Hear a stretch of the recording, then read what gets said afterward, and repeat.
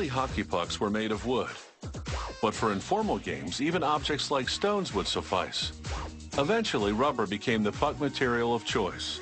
The modern puck is 3 inches wide by 1 inch thick.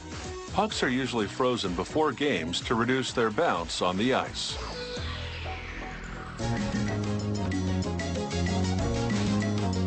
"11 different ingredients go into making these rubber hockey pucks.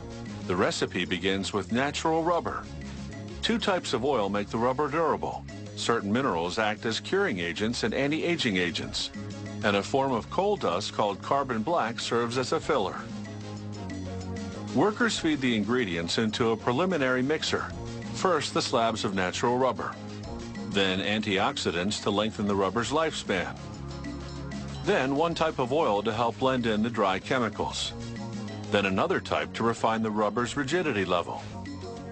Then additives such as calcium carbonate and sulfur to help cure the rubber during the molding process. And finally, the carbon black filler.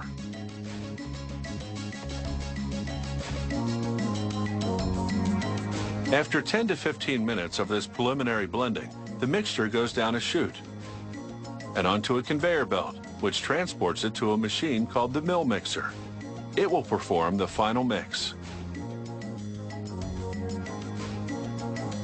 At this point, workers add more natural rubber.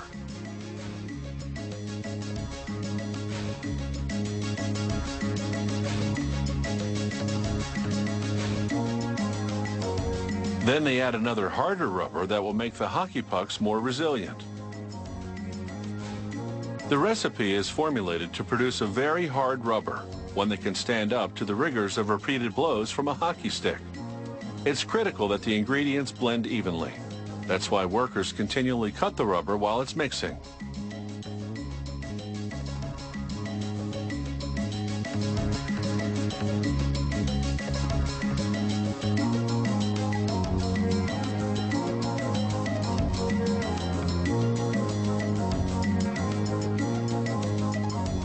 In the company lab, technicians evaluate a sample from each batch. This device is called a rheometer. It analyzes what's called the curing curve, how the rubber hardens and to what degree. A computer compares the curing curve to the quality model. If they match, the batch gets the go-ahead. The rubber hasn't yet gone through the curing process, so it's still malleable. An extrusion machine squeezes it through a round die. This produces logs about 40 inches long and 3 inches wide, the exact diameter of the hockey puck.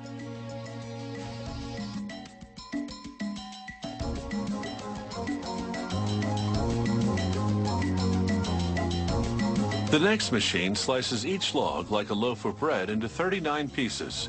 Each piece is 1.1 inches thick. These pieces are called preforms because at this stage, they're not quite fully formed pucks.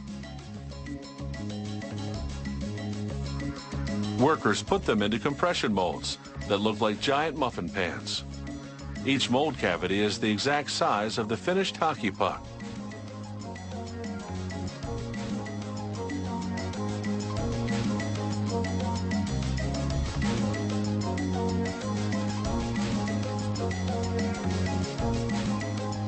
A cover goes on. Then the molds go into a curing press, which compresses the preforms and heats them to 300 degrees Fahrenheit. It takes 18 minutes for the rubber to cure.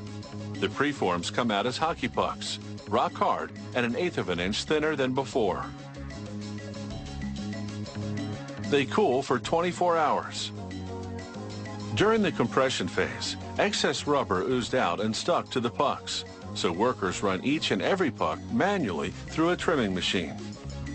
There's excess rubber stuck to the molds as well. The factory scrapes it off, grinds it up, and uses it as filler in subsequent batches.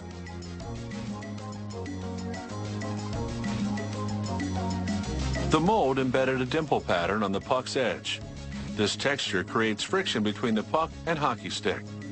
The more friction, the better stick handling, and the greater control the players have.